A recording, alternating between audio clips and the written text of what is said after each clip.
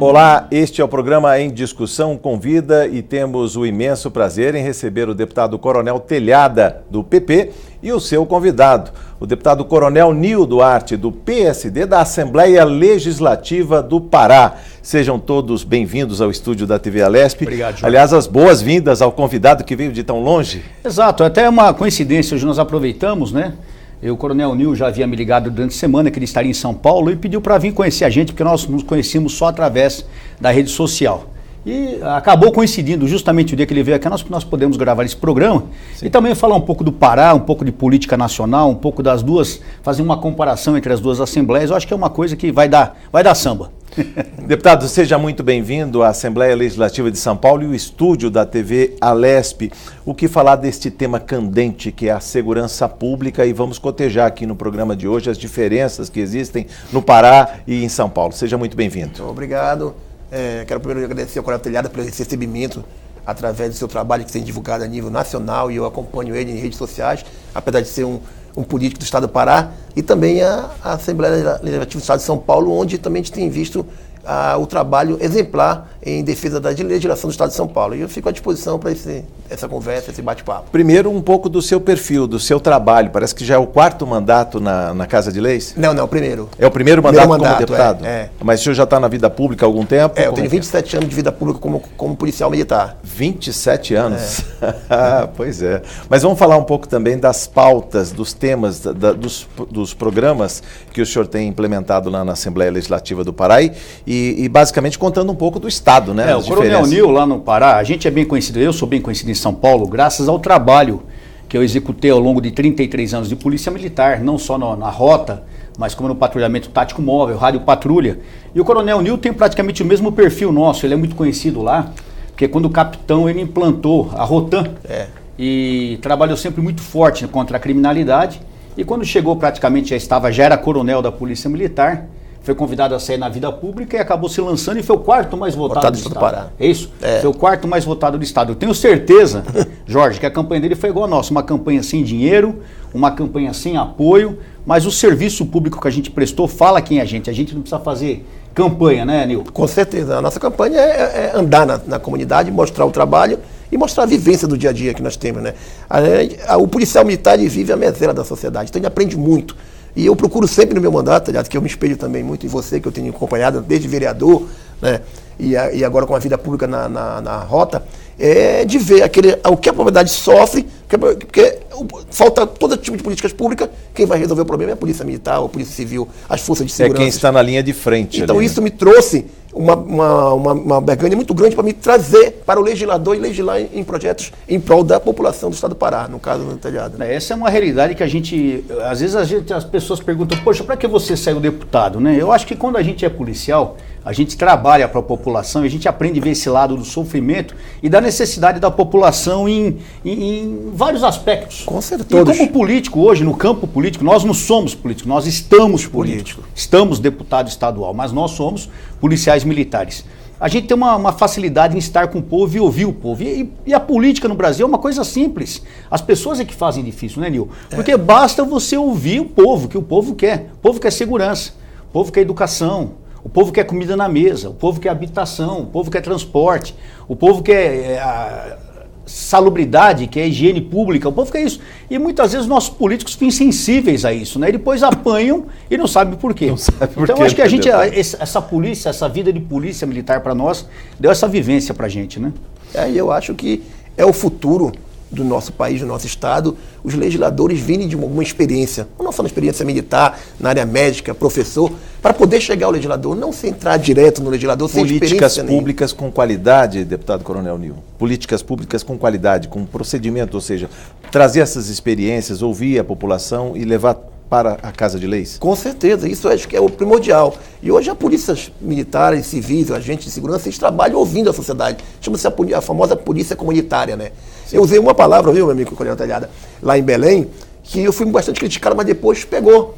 Chama-se políticas públicas de segurança sociais. Aí falaram, mas o que é isso que tu inventaste, Nil? Eu falei, hoje nada mais do que a segurança pública é uma uma segurança social. Sem dúvida. Onde você entra, como você falou, na habitação, educação, saúde. É o que o policial faz o dia a dia. Então nós botamos essa palavra no instante, nós fomos criticar, depois virou moda, que é o que falta para nós.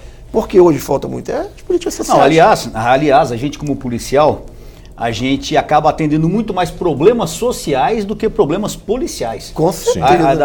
De 100% de ocorrências que a Polícia Militar atende, creio que no Pará também, eu vou te dizer que praticamente uns 50% é problema social.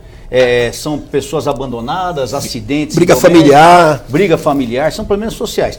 Agora eu estava olhando aqui, a gente está falando nisso, né? Aqui está um material do Coronel Nil. Sim. E nós, como políticos, nós temos que explicar o que a gente faz, mostrar para o povo qual é o nosso trabalho. O Coronel Nil tem feito um trabalho aqui numa situação de mostrar o que o público faz. E eu estava olhando aqui, Jorge, a gente, é uma coisa que é a minha linha também. Nós somos policiais, o pessoal fala, pô, o cara é policial, só vai pensar em segurança, mas não é.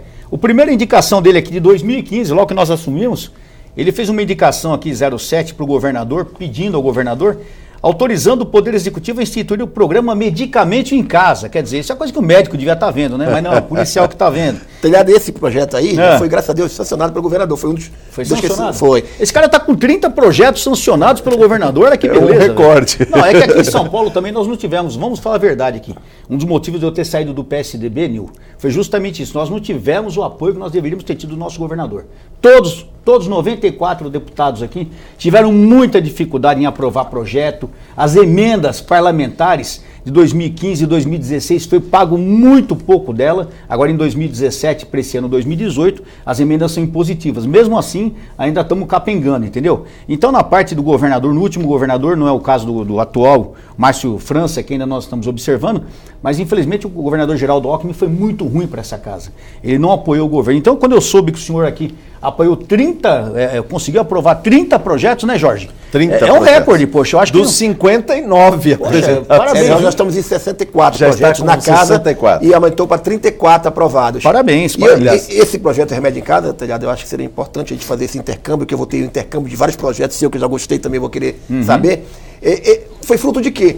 Eu acho que aconteceu com o Telhado. Muitas vezes eu, como comandante de uma viatura, ia atender uma ocorrência no bairro, às vezes deixava de atender uma ocorrência para quê? Para socorrer uma pessoa que não tinha condições nem de andar aí naquela farmácia, buscar o remédio, que estão de graça. Nós temos 17 remédios que estão alocados de graça para pessoas que precisam.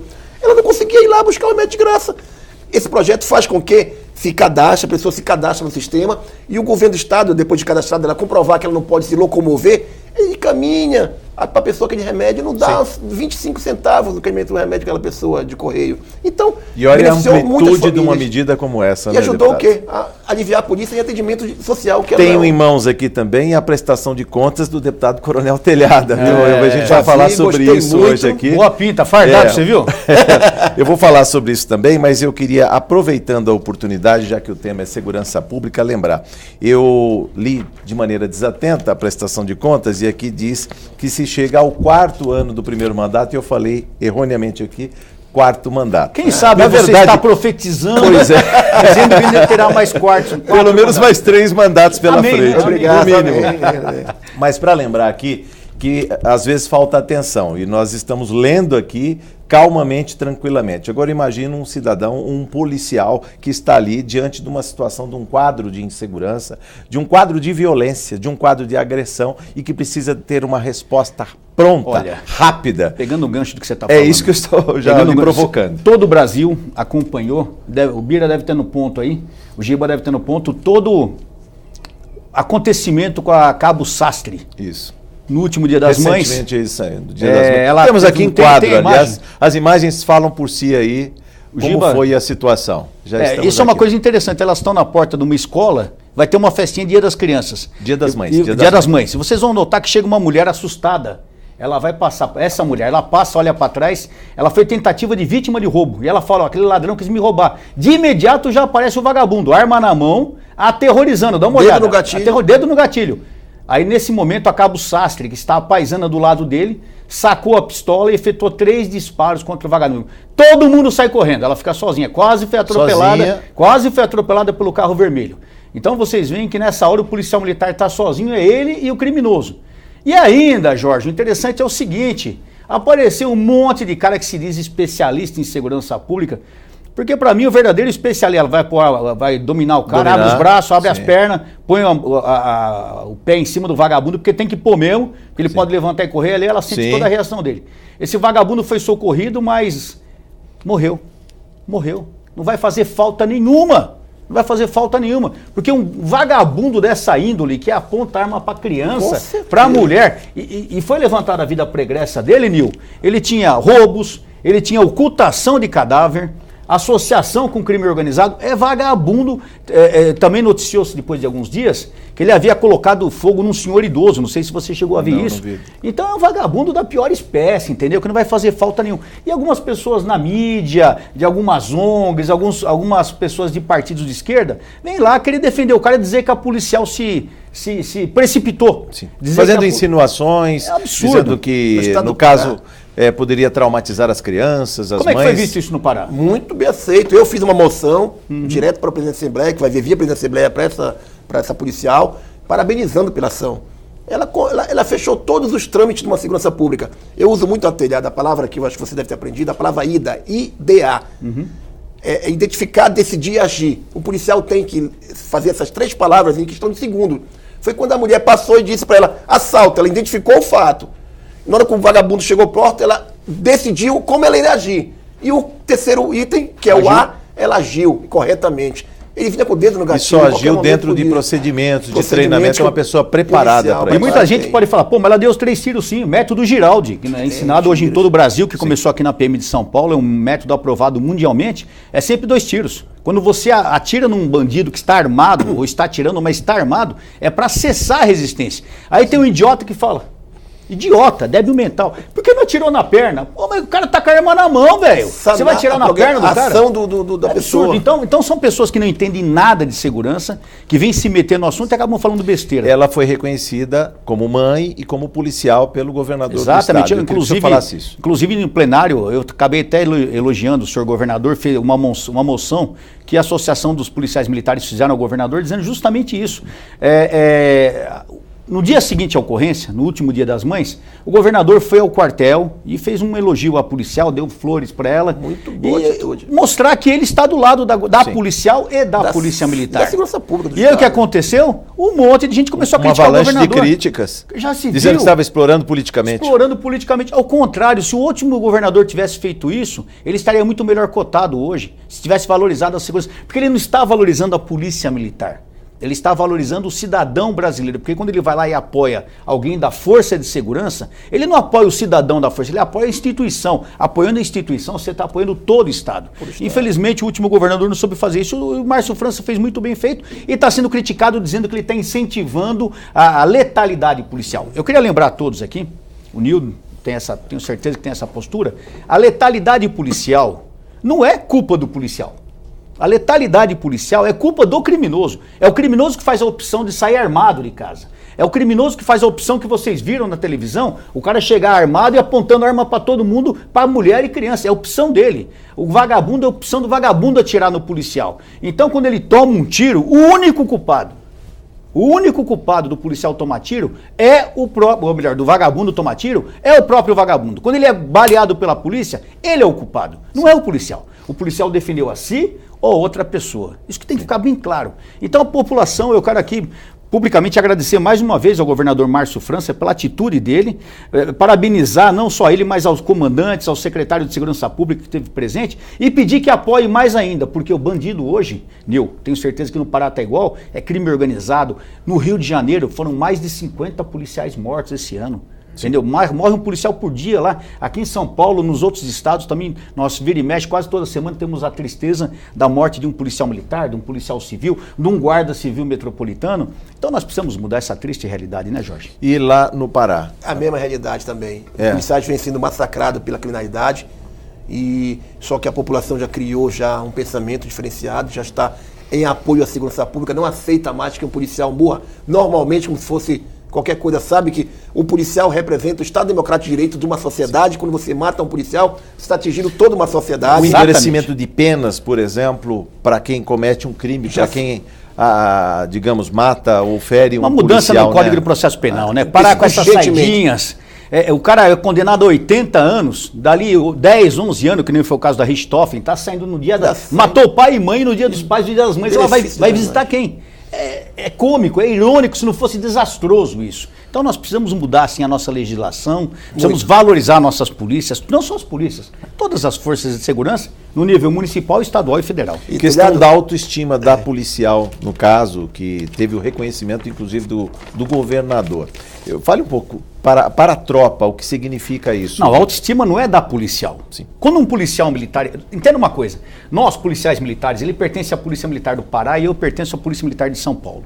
Quando a Polícia Militar do Pará tem uma ação que ela é elogiada, eu me sinto elogiado. Sim. Tenho certeza que eles lá também. Quando um policial militar de São Paulo é elogiado, o pessoal do Pará fala, poxa, ele é policial militar. Apesar de pertencermos a estados diferentes, nós pertencemos a organizações que são irmãs de armas. Sim. Então, essa autoestima, no caso do elogio a Cabo Sastre, não foi só a ela, foi a toda a Polícia Militar de São Paulo, a toda a Polícia Militar do Brasil. Então é super válido. Agora, tem o problema também, ela passou a ser ameaçada, porque ela mora onde? Ela mora num bairro de periferia, ela é uma cidadã como qualquer outra, ela mora num bairro onde tem bandido, onde tem gente boa, passa a receber ameaças.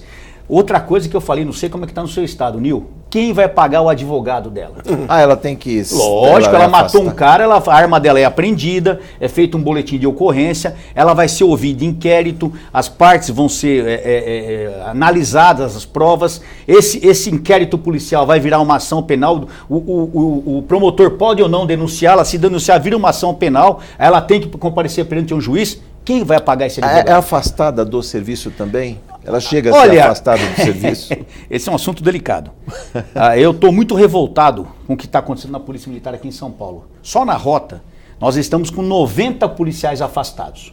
Por um simples motivo, por terem participado de ocorrência de confronto contra criminosos, por terem matado o bandido. Não foi feita nenhuma ilegalidade, a ocorrência não está perfeita, não há nenhum problema de transgressão disciplinar, mas o governo achou por bem afastar esses homens para diminuir a letalidade. O que eu falei, a letalidade é a ação do bandido.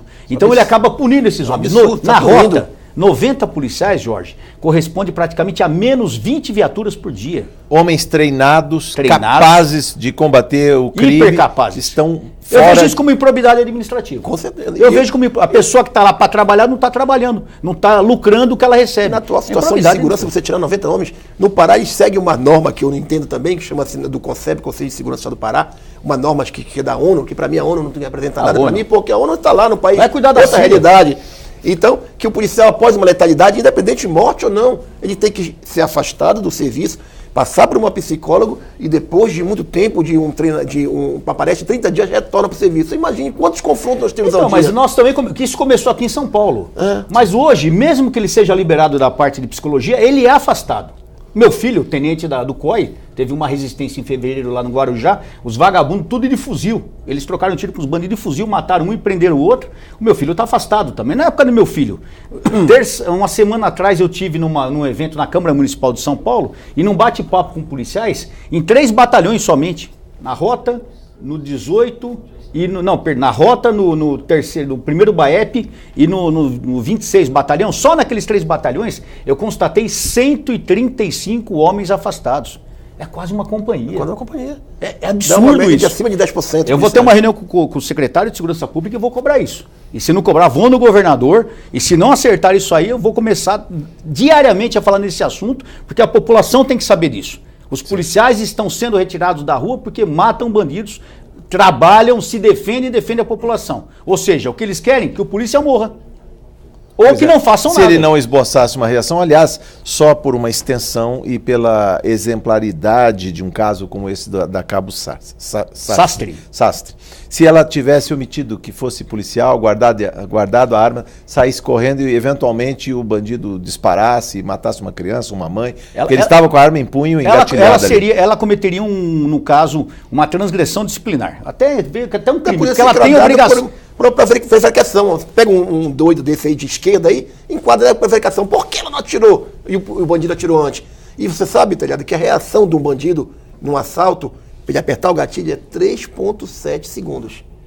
Será que se desse voz de prisão ali em 3,7 segundos ela conseguiria tirar de novo? Não tem voz de prisão. Não. Pois é. Porque é só notar nas imagens, ele tá com a arma apontada. Se ela fala, para que é a polícia, ele só tinha que fazer isso. E ele poderia até tomar o tiro primeiro, mas ele ia acertar. Com o dedo no gatilho. Dedo no gatilho. Então, a pessoa que critica um ato desse, primeiro, acho que nunca viu um tiro na vida. Acho que nunca teve um confronto, não sabe o que é isso. Segundo, não valoriza a vida, não só da policial, como não valoriza a vida das outras mulheres. Novamente, ó, ela tá num canto, ela nem aparece no vídeo, ó, quer ver? Ela é a loira que vai aparecer no canto direito do vídeo, ó. Ali, apareceu. Olha lá, ali, ó. Você viu que ela aparece do nada. Agora, se ele tivesse identificado a Cabo Sastre como policial no meio das pessoas, ela seria alvejada, ele teria com certeza alvejado ela primeiro. De primeiro. Não mais uma para estatística. Mais uma para estatística. E outra coisa que é bom falar, né, Nil? Nós estamos aqui discutindo essa ocorrência e elogiando a Cabo Sastre somente por um motivo, porque foi filmado. Se não tivesse sido filmado e saísse mulher, policial mata jovem em tentativa de roubo, era mais todo mundo metendo pau, que absurdo, matar um rapaz, por que isso? Então, como foi filmado e todo mundo viu a covardia do criminoso, todo mundo viu a violência do criminoso, todo mundo está do lado do Cabo Sastre. Então aqui que fique mais uma lição também, apoiem a polícia, acreditem, quando a gente fala que o bandido troca tiro, é verdade. A gente vê uma parte da mídia, não toda a mídia, mas uma parte da mídia, Nil, fala o suspeito. Nessa ocorrência, se vocês levantarem os jornais, está escrito suspeito. Suspeito de quê? O suspeito, o rapaz... Suspeito de ser gente boa. A única coisa que é suspeito de assalto, que é bandido. E o policial assassinou. Essa é a palavra que usa, o policial assassinou. A segurança pública no Brasil, você vê lá no Pará, que nós estamos em 2 polos, aqui em São Paulo, Pará são os 2 polos, são praticamente os mesmos problemas. Não só de segurança pública, como da falta de valorização das forças de segurança. Mas a quem interessa essa desvalorização? Isso não é um ranço aos maus. que veio... Bom, aí aqueles isso que vivem já está dando o né? caminho das pedras. Aqueles que vivem da desordem. Enquanto nós tivermos desordem no país, me desmite se eu estiver errado, por favor. Enquanto nós tivermos desordem no país, criminalidade no país, e o povo estiver pensando em sobreviver, os caras estão roubando, os caras estão prevaricando, os caras estão se corrompendo, e ninguém está preocupado com isso, porque você está preocupado em viver. A hora que nós tivermos um país em calma, com todas as pessoas com saúde, educação, segurança, o povo vai começar a ver o que muitos políticos estão fazendo, que é roubar o povo. E desgovernos que nós temos ao longo de vários anos. Então não interessa para quem comanda. Mas isso não vem, deputado Coronel Telhada, também de uma cultura que veio com a redemocratização, a época da saída dos militares. Ele quer me cutucar. Ele está me cutucando, eu quero fazer aqui. Ele está trabalhar culturalmente. Ou seja, como é que a gente inverte, como é que a gente muda essa equação? Eu estou provocando, inclusive, 2 políticos, 2 coronéis aqui. Eu tenho um ponto de vista, mas gostaria que o Nil falasse primeiro. Olha, nós temos no país 2 corrupções muito fortes. Chama-se a corrupção endêmica e a cêntrica. A endêmica é o que é? É aquela vinda dos políticos, dos governadores, dos agentes de segurança que corrompem e pegam dinheiro para si pobre. A corrupção cêntrica é aquela que vem do povo. Aquele que fica na fila e dá um dinheiro para passar na frente. E não vê isso como corrupção. Que pega um guarda, dá uma ponta para não ser multado. Então essa corrupção está lastrada na sociedade. Aí pergunto para você, Coronel Nil, o que eu preciso fazer para... Qual dos donos precisamos combater? Os 2. Não adianta combater só uma, que vai ficar outra. Nós temos que trabalhar, como nós trabalhamos a doença de mama, nós trabalhamos o câncer, temos que trabalhar com mídia social, todos os grupos reunidos, trabalhar essa corrupção. Porque o policial, ele vem da onde? Da sociedade. Sim. Qual é o policial que sai de casa com a intenção de matar a telhada? Nenhum. E amanhã o seu filho, o filho do fulano, vai ser um policial. Pelo menos em Belém, o último concurso público, para 2.000 vagas, nós tivemos 118 mil inscritos. 118 mil inscritos para 2.000 vagas. É o concurso público mais que teve na história do Pará. Todo mundo quer ser hoje um policial, apesar de que está morrendo hoje no Pará, nós temos mais de 27 policiais mortos. Uma polícia de 21 homens. É muito. 21 mil. É muito. 21 mil homens. Percentualmente é muito grande. Então nós temos que combater isso. Então eu vejo de perto essa corrupção que atrapalha não só a política, como atrapalha as forças policiais. Voltando àquela pergunta que não quer calar. Essa questão do militar, do militarismo. As pessoas falam que eu sou favorável ao regime militar. É uma coisa de se conversar. Primeiro que eu nasci em 1961. Quando houve a revolução, o golpe, chame como quiser, em 31 de março de 64, eu tinha 2 anos e alguns meses. Então eu queria falar aos menos inteligentes aí que eu não participei disso. Eu não tinha, a menos que eu me revoltasse dentro do berço. Eu não participei disso. Ingressei na polícia em 1979, já no fim do regime militar, saí aspirante em 1983, no final do governo João Batista Figueiredo. Então não participei do regime militar. Mas O Jorge deve ter minha idade. Você tem quantos anos, Jorge? Tenho 53. Aí, fala perguntar a idade dos outros. Se fosse mulher, falar, não sei, coronel. Eu tenho 56. Então você é 3 anos mais jovem que eu, mas nós vivemos a infância nossa. Você é mais jovem, Nil, mas nós vivemos a infância nossa no regime militar. Eu lembro que com toda a dificuldade que nós tínhamos no Brasil, eu tinha escola pública, eu tinha saúde. A família pobrezinha, nós tínhamos alimentação, molecada andava descalça na rua, nós tínhamos transporte. Educação. Eu me entrei na Academia Militar do Barro Branco com o que eu aprendi na escola pública, não precisei fazer cursinho, portanto, a escola pública era boa. Eu não lembro, sinceramente, de nenhum amigo, parente, membro da igreja ter sumido por causa dos militares, ter sido morto, ter sido torturado. Ninguém. É interessante isso. Eu entendo e estudei e acompanho que quem sofreu isso na ditadura é porque era terrorista, é porque era criminoso. A mesma coisa hoje, se eu e o Nil nos revoltarmos contra o país, sairmos jogando bomba, sairmos assaltando banco, o que o Estado vai fazer conosco? Vai nos prender. Com certeza. Vai nos matar se a gente estiver armado com fuzil. Vai matar. É o que aconteceu na época. Então essas pessoas virem dizer para mim que eram guerreiros pela liberdade é uma grande mentira. Eles queriam implantar um regime socialista, um regime comunista no Brasil. A grande realidade é essa. Essas pessoas que se dizem torturados e tal, que eu não sei como que foram todas mandadas embora do Brasil. Foram para Londres, para Paris. Olha que eu estava na freguesia do O. Eu estava na freguesia do O, andando descalço. Não. Os caras estavam em Londres, no Chile, em Paris, entendeu? Ficaram lá, voltaram. Quando eles voltam com anistia, o que essa pessoa fala? Meu, nós somos os revoltados, o país está uma porcaria, vamos acabar com tudo e vamos mudar esse país. Eles conseguiram ao longo desses 30 e poucos anos. Eles acabaram com o país, acabaram com o país. É só ver o que nós estamos discutindo hoje. Segurança pública, falha. Educação totalmente infiltrada por organismos de esquerda que só ensinam desvalorizar a família, desvalorizar Deus, ou seja, quem for que a pessoa crê, desvalorizar o civismo. Em toda a nossa nação, e não o nosso território, a nossa nação, o nosso povo, está totalmente desacreditado, está totalmente sem rumo, ninguém sabe para onde vai. Saúde ruim, educação ruim, segurança ruim, tudo ruim. Agora, você nota que no país há uma onda de conservadorismo, muitos chamam de militarismo, ao contrário, eu não vejo como onda conservadora como eu não vejo como conservadorismo. Quem quer preservar a família é conservador? Não.